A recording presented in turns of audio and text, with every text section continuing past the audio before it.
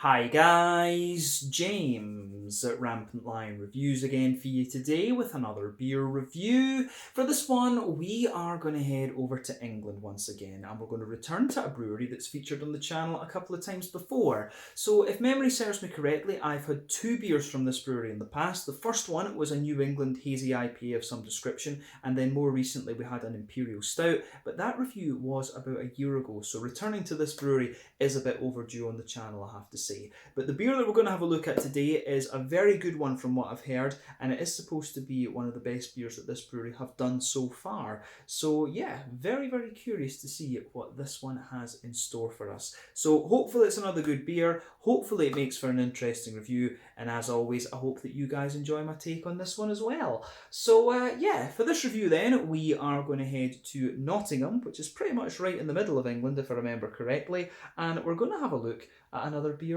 from Raptor Brewing Company. So this particular beer is called Centaur Army. It comes in at 14.5% ABV, so a little bit of a monster, and they're describing this one as a peanut butter, chocolate and caramel Imperial Stout. So yeah, I think this one will be pretty damn good actually. Since it's a Nottingham beer as well, a massive shout out to my good friend Billy Ragg of Raggy's Beer Reviews. Just an awesome guy, and I can't wait until I meet him in person actually. So yeah, hopefully we can go to Neon Raptor's tap room together and film a few videos on site. I think that would be pretty damn cracking to do actually. So looking forward to doing that when I finally get around to doing this England tour that I've been talking about for quite some time. So yeah, COVID has really put paid to that, but fingers crossed we can do it at some point during 2022. So keep your eyes peeled on the channel for that one. So we've got a beer from Raggy Avenue today. Make sure you go and check out Raggy's channel and watch his live streams. It's just a really down-to-earth, very, very nice guy and very passionate about his beer, and that's what it's all about on BeerTube actually. It's been a great addition to the BeerTube community over the last kind of year, 18 months or so that he's been going. But yeah, let's crack on with this one then and see how we go. So, as always with my reviews then, I'll tell you a little bit about the brewery before we taste the beer. If you want to get straight to the tasting, just fast forward. All the usual links are in the video description below. That's the brewery website, the link to my other reviews that I've done from Neon Raptor before, and we will no doubt add more to that list at some point in the near future. But there's all the usual social media down there. If you want to see more reviews, do please consider subscribing to the channel. The whole channel, of course, has a geography-based tagging system, so you can go into the homepage and search for beer based on country, city, state, county, province, prefecture, whatever it is you happen to be interested in. Do check out the playlists of beers from different countries. There is one there for all the English beers that I've reviewed for you, and that's being added to whenever I get the opportunity. Usually that happens when I'm back home in the motherland of Scotland for a little while, but when we're over here in Sweden, we do it when we can.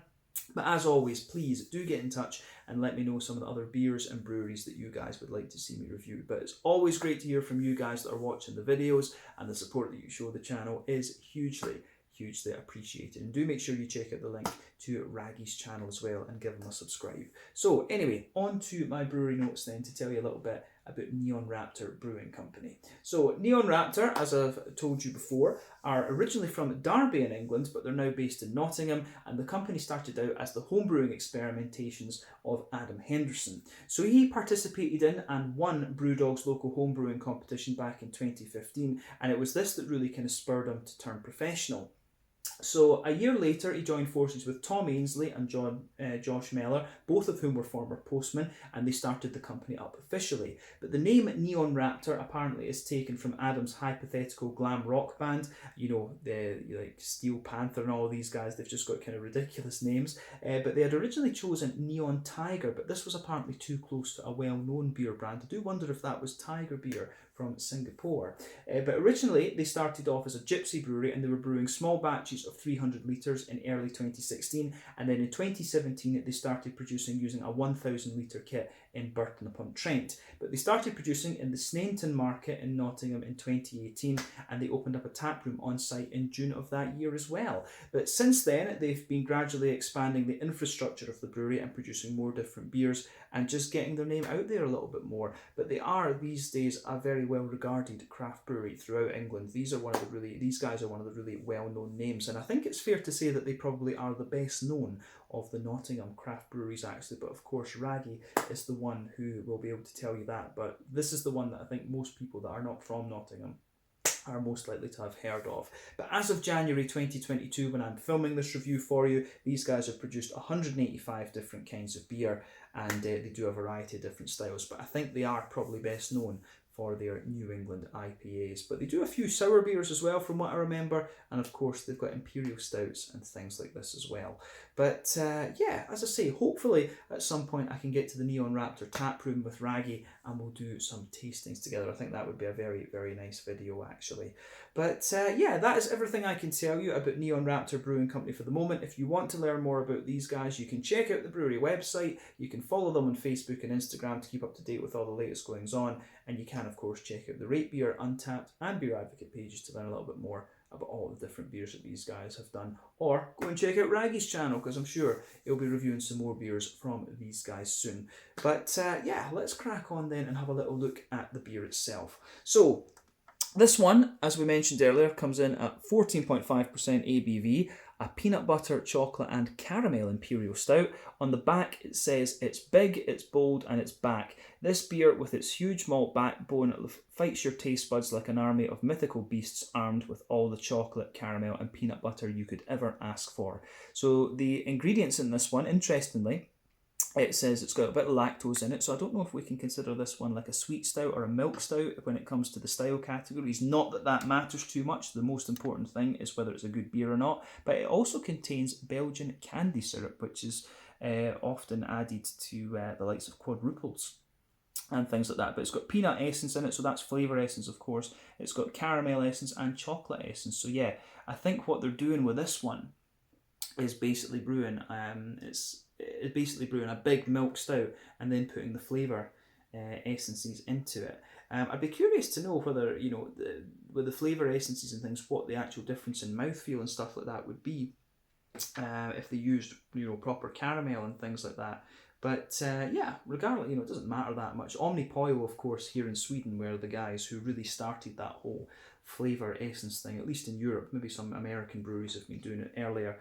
But yeah, anyway, the flavour essence thing is quite an interesting point when it comes to brewing, because it is just a different way of doing it actually. You know, you really have to think about that. But yeah, there you can see the Neon Raptor Brewing Company symbol on the top. There you can see the old sort of, would these be Neolithic coins, I guess we could say. But then you can see Centaur Army. 14.5%, absolute monster. But yeah, 440ml can, this one, and this beer was bought at the Caledonian Craft Beer Merchant in Dunfermline. So yeah, he's got a great selection of beers there, and quite a few of the best ones from the best breweries down in England actually. But yeah, black top on the can there, which is quite nice. But let's get this guy out and we'll get on with the tasting then. Very curious to see what this is going to have in store for us.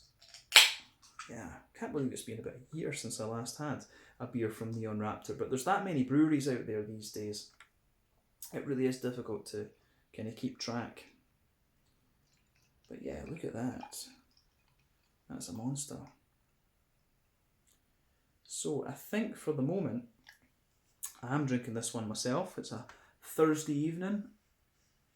So yeah, I'm going to drink this one and do a little bit more reading and watch a movie. That's it. But yeah, this one I'm sure will be a little bit of a monster. On the pour though, it's definitely not the thickest of Imperial Stouts I've seen, I will say that. As long as it tastes good, that is the main thing.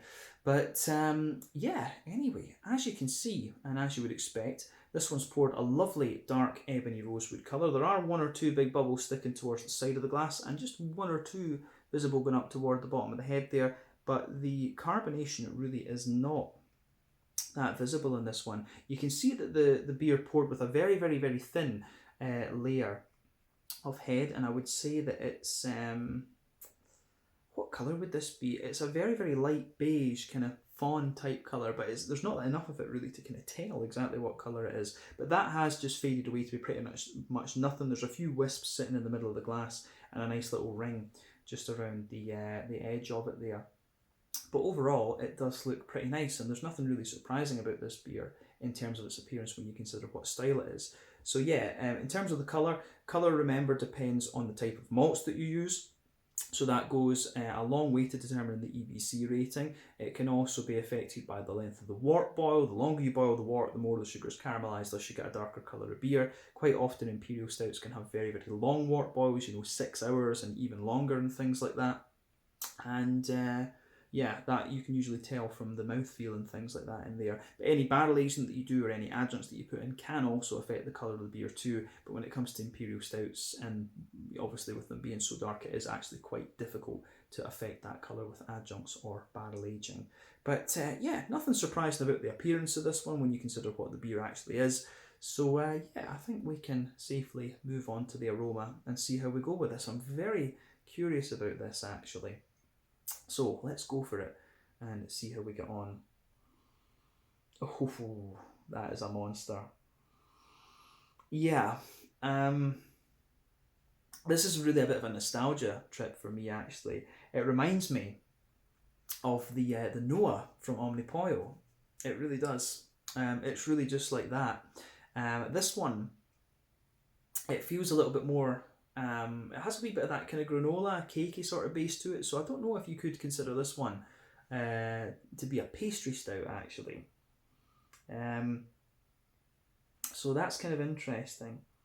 And as I've said in previous reviews, I'm not sure how I feel about pastry stouts actually, in that sense, because the more modern pastry stouts, they always have this kind of granola sort of flavour backbone to them, which I'm not 100% sure about if it's I'm more a fan of a sweet stout than I am a pastry stout, so I'm curious to see how this one's going to develop. But I will say this one does smell very akin to Noah and the old school cakey stouts that we used to have from Omnipollo back in sort of 2015, 2016.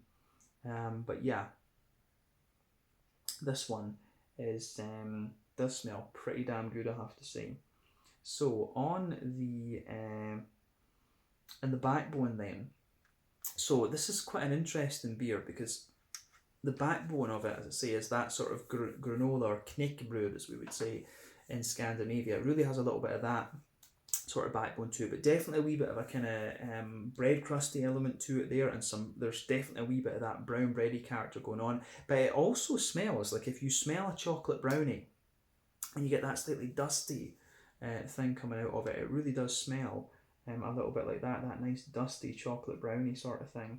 So yeah, the way the aroma goes together in this one, I think is really quite nice actually.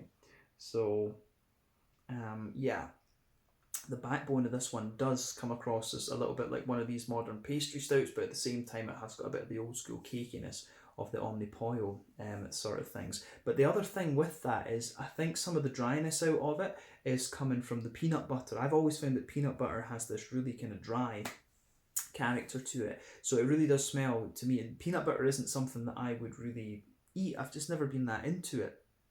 I know some people who absolutely love it. I think it's more common with the Americans, to be honest with you. But yeah, peanut butter isn't something that I've really ever been that into.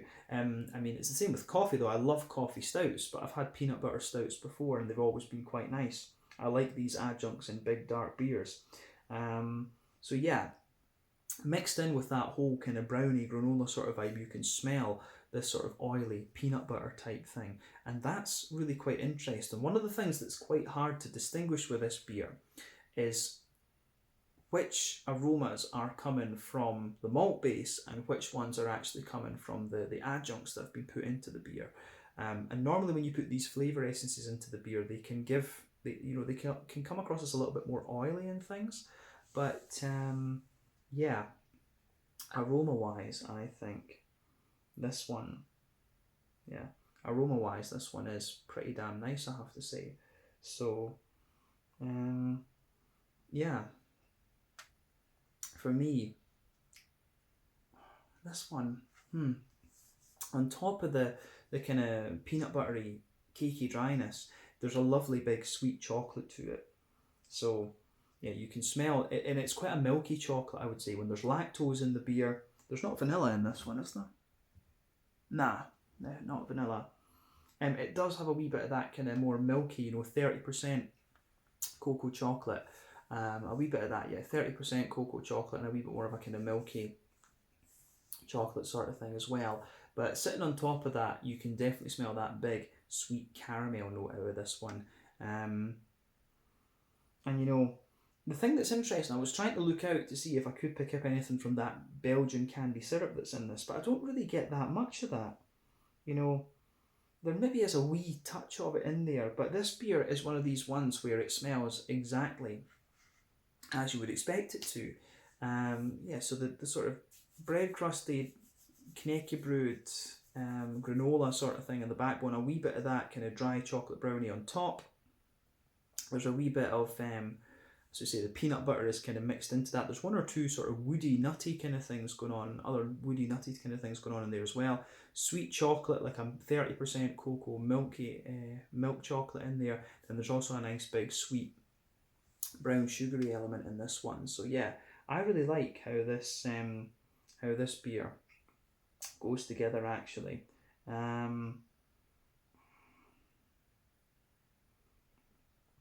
Yeah, the malty backbone of this is really nice, but you can smell the oiliness from these adjuncts for sure. It's not quite it's not quite as cakey in the sense it doesn't smell as thick, if that makes sense, as the it doesn't smell quite as thick as some of the Omnipollo ones we had back in the day, but it doesn't smell dissimilar. Let's just say that. But let's look at the kind of, see if there's a hoppy side of things or anything like that going on in this one. So yeah, I get a little bit of earthiness and a little bit of grassiness out of it, but say not a lot. Does this beer actually have hops in it? It does, yeah, okay. I would wonder in that, because there just really wasn't such a big green component to this one actually. And you know, it is a thing with some of these big fruity sours. Sometimes some breweries just don't put hops in them, and you know, I wonder if a stout could actually work and be balanced in that way. That's a question I'll need to put to Harry of Blue Notes Beer Reviews, because he is of course a brewer. But yeah, on the yeah, there is a wee touch of earthiness in there, a little bit of light grassiness, maybe a wee teeny tiny hint of a floral character. But as I say, the hops took that much of a took that much of a back seat, should I say? I was questioning whether there were even hops in this beer, so make of that what you will. But yeah, let's look at the fruity side of things then. So the fruity side of the beer for me, it's got a sort of, how do we say? It has a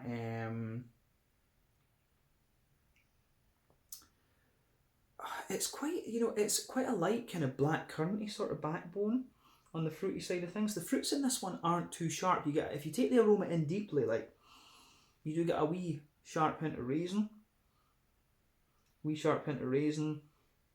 a wee little bit of fig, but then it's a light kind of black curranty backbone out of this, and maybe there's a bit of an oily blackberry in there. But yeah, I think overall it's quite interesting actually. It really is. There are some really interesting things going on with this one. Come to think of it, it's just the fruity character in it is quite nice and oily. So yeah, I do like how this beer goes about its business in that sense. The fruity notes, as I say, are not the main focus of it, and they're not that pungent. So we need to see how they actually come out in the flavour of the beer. But as I always say, take a little bit of time to just ponder over the aroma of it before you get stuck in. But I think it is about time that we had a taste of this beer then. So yeah, let's do it and see how we go. So let me just line that up again. Let's look at this. This one is the Centaur Army, a 14.5% peanut butter, chocolate and caramel Imperial Stout from Raptor Brewing Company in Nottingham in England. Let's get stuck in. Slàinte, skull, cheers, and a massive shout out to King Raggy. There we go. Slàinte, skull.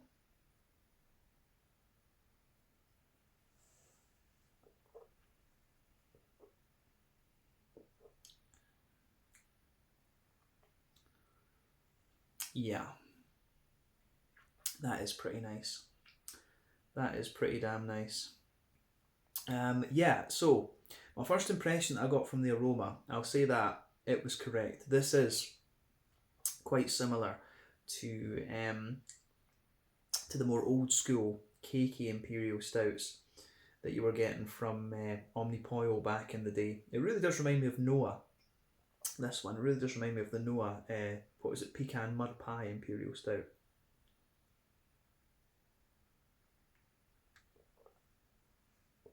So, yeah, this is really nice actually. It is a bit of a nostalgia trip for me. I like beers, you know, what I like on the channel after 3,000 reviews, I like beers that make me think, and I like beers that give me a wee bit of nostalgia, and this one really does give me a wee bit of a nostalgia there, so thumbs up to Neon Raptor for this one. But to be able to do a beer like Omnipollo were doing back in the day is pretty damn impressive, so yeah, I can appreciate that as well. But yeah, I can see why this brewery are regarded as very capable, so yeah, absolutely. But yeah, let's break this beer down for you and just describe it as we always do.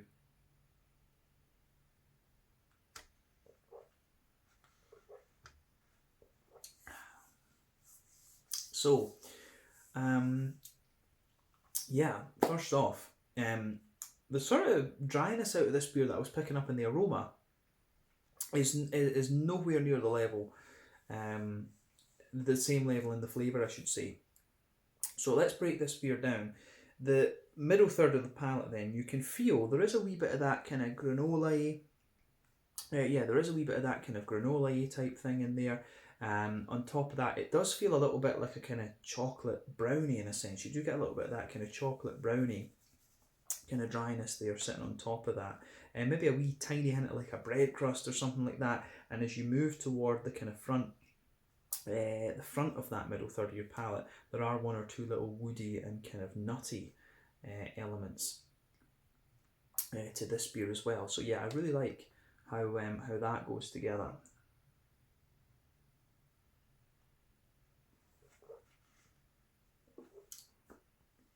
So, yeah, some nice, as I say, just woody and nutty flavours at the front of that middle third of the palate. There's, I do get one or two little hints of vanilla, interestingly, but there's not vanilla in this. There is a wee bit of that there too. But yeah, so say the chocolate kind of brownie note is the backbone of the beer, but within that, you can feel, it feels like the peanut butter side of it is kind of infused into that chocolate brownie sort of thing. So I do like that with this one. I do like that for sure. But yeah, on top of that, you're getting the chocolate. So the chocolate is kind of sitting there. And the chocolate, I will say the chocolate is a little bit drier in this than I was picking up in the chocolate is a bit drier than I was picking up in the aroma for sure. So yeah, at the back of that middle third of the palate, you can feel the chocolate is a little bit stronger and darker. It is a little bit stronger and darker. You've got a wee bit, it's about sort of 70-80%. It's got a wee bit of a kind of 70-80% cocoa chocolate sort of thing. But then as you move further forward, you can feel it gets sweeter and sweeter and brighter. So it starts to become more of a kind of milk chocolate beyond that. So yeah, there is a wee bit of that more kind of milk chocolate, as you move toward the front of the palate. So yeah, interesting that. But remember, more bitter and darker flavours come out towards the back of the palate, whereas sweeter flavours come out further forward.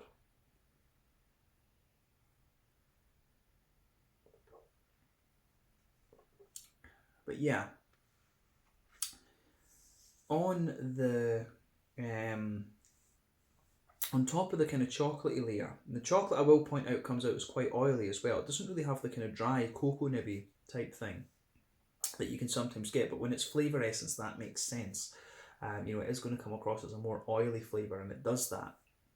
But yeah, kind of sitting, you've got like a little circle in the middle of your palate there, and sitting in the middle of that, you can feel this nice oily sweet caramel there. I don't know, I could go as far as saying that it's treacle and molasses, maybe, or yeah, you could say that. It's a wee bit of a treacly molasses sort of thing on the outside, but then as you go into the middle of the palate, it does have a little bit more kind of sweetness to it in a sense. But remember, the sweet side of the beer, the boozy thing you get, the booziness of the beer comes out right in the dead centre of your palate. That's the alcohol flavour. Now, the thing that's interesting about this one is that, you know, the lactose is in there. We have to remember that the lactose is sitting there and just thickening up all these things, and it's got oat and wheat in it as well, actually. So the wheat will be contributing to the sort of chocolate brownie base layer. The oats will be contributing to the thickness of the chocolate and things like that in this one. But yeah, this beer is just really, really nicely put together, actually, so it gets a big thumbs up from me for sure.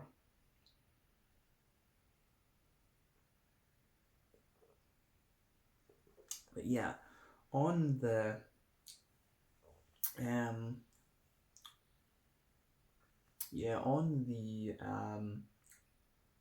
the sweet side of things, I mean, I will say that in the dead center palate, you get that big booziness there, and you get the treacle of molasses, and then I think actually the reverse of what I said earlier is more correct. I think the further out you go from it, it starts to get just that little bit sweeter and more caramelly, but then the further you go into the aftertaste with this one, that sort of dry chocolate brownie peanut buttery note just pushes its way out a little bit more. This beer definitely gets drier and drier the further into the aftertaste that you go. So yeah, I do like how this all goes together. It gets a thumbs up from me in that sense. So yeah, this is really quite similar to the big cakey Imperial stouts that we had for Omnipoil back in the day, but it does have a bit more of that kind of granola sort of thing coming out of it. But yeah, not as much as some of the ones I've had from the likes of Pressure Drop and things like that, actually. So yeah, this one I think goes about its business in a way that I prefer compared to the pastry stout I had from Pressure Drop a wee while ago. Another very well regarded English brewery, incidentally. But yeah, I think that covers the middle third of the palate in this one. So at the border region between middle third and back third of your palate, you get a nice little bit of a kind of bready build up there. Just nice, so yeah, nice little bit of bready build up, wee bit of bread crust and things. But then the back third of the palate, you've got a little bit of, as we say, you do have a little bit of that kind of granola dry sort of thing again. Sitting on top of that, you have, sitting on top of that, you've got, how would you say it is? It does actually feel a little bit more bready on the back third of the palate, which is interesting. So yeah, the kind of granola brownie sort of layer, you've got a thicker kind of like really thick brown bready layer, and then sitting on top of that you're getting some of the yeasty elements coming out of this beer as well. So yeah, let's focus on that yeasty part of the beer, because that's the main thing I think with the back third of the palate.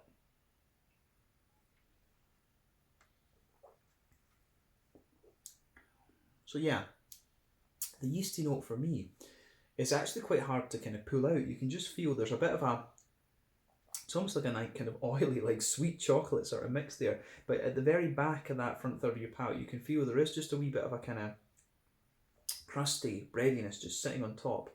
A wee bit of a more dense breadiness sitting on top of that back third of the palate.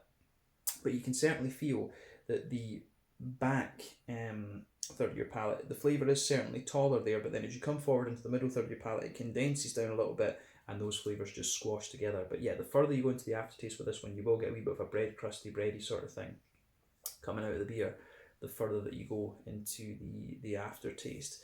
But yeah, when it comes to the hoppy side of the beer, I think we've covered everything we really need to say about the malty and yeasty side of things. On the hoppy side of the beer, there's a little bit of a kind of earthiness in there. You do get a little bit of that, but the hops, as I say, they really do take a back seat in this beer compared to other things. But yeah, there's a little bit of earthiness in there. As you move further forward, it gets a little bit smoother, and as you push towards the front corners of the palate, you do get a tiny, tiny little bit of floral character. But the whole hoppy side of this beer is very, very smooth, actually. Around the front curve of the palate, there's a little bit of a smooth and light grassiness to it. And the whole, as I say, the whole side of the beer just feels a little bit, it feels quite smooth and quite nicely done in that regard.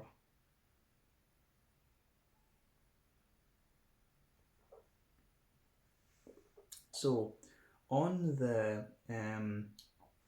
fruity side of things, I don't think we need to say anything more about the kind of green component of this beer, because it really does take a back seat in that sense. I think the thing that really lingers there is maybe just a little bit of the floral character in the front corners of the palate, and maybe a wee touch of the grassiness too. But let's focus on the front third of the palate and the kind of fruity side of the beer. So the border region between front third and middle third of your palate, again, you get a little bit of build up there. You can feel it's quite like a dry. It does have a little bit of a kind of dry. It does have a little bit of a sort of dry brownie sort of thing to it, and the base of that front third of your palate again is that dry brownie and sort of slightly granola sort of thing there. And on top of that, you get that nice oily bubble where the fruity esters just roll their way out of the beer.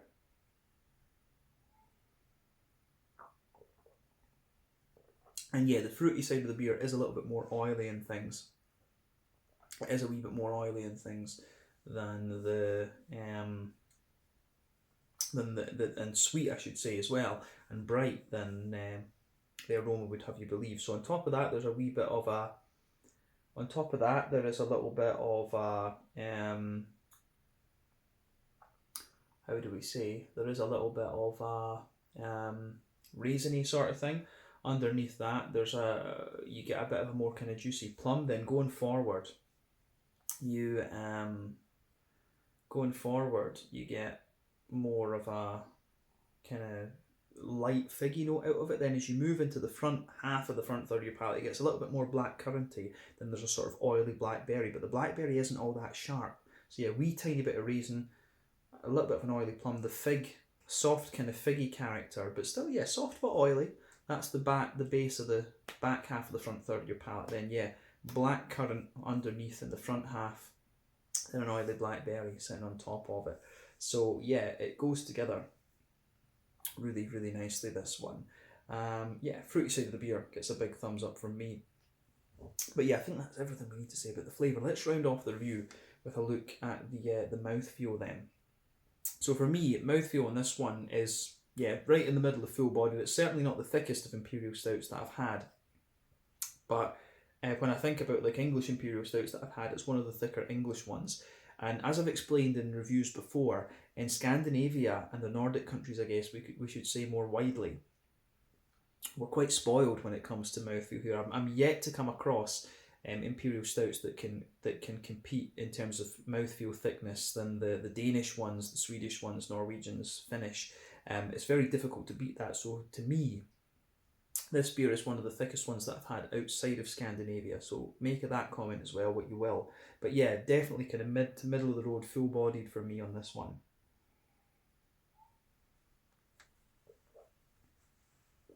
The carbonation's very smooth. It's a big kind of slick, oily, yeah, just a big, thick, oily, smooth mouthfeel that you have from this one. So yeah, I do like that about this beer. Yeah, just big, thick, oily, smooth. In terms of IBUs, I think in fairness, the more that I drink of this one, it actually does have a fair wee bit of IBU. I wouldn't be surprised if this one was, pushing 60, 70 IBUs, something like that. And I mean, particularly on the back of the palate, you can feel it does get a wee bit of earthiness. It does have a wee bit of that really dry, cocoa-y, chocolate sort of thing. You get a wee bit of an almost black malt dryness out of it in the back of the palate too, which is quite interesting. Like a sort of cocoa, it does develop a sort of cocoa nibby cacao powder sort of thing to it before you go into the aftertaste. So yeah, there's a wee bit of that going on with this one. But the malt base, that we said, is very kind of smooth and oily and sweet in a lot of ways. And then the fruity side of the beer is nice and oily as well. So yeah, the way that goes together is very nice in this one. So yeah, I do like how this beer goes together.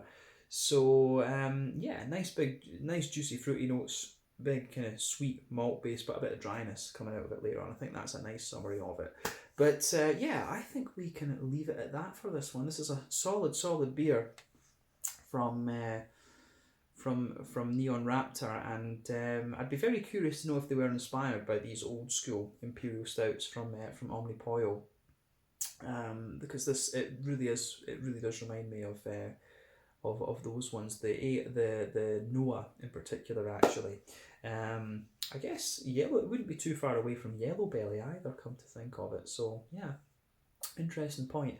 But yeah, awesome beer. So big thumbs up to Neon Raptor once again. But thank you again for watching my beer reviews. Until the next time, please like, subscribe, share, all the usual YouTube stuff. Let me know your own thoughts on this beer in the comment section below. Let me know what your favourite beers are from Neon Raptor Brewing Company, and we will return to these guys at some point very soon.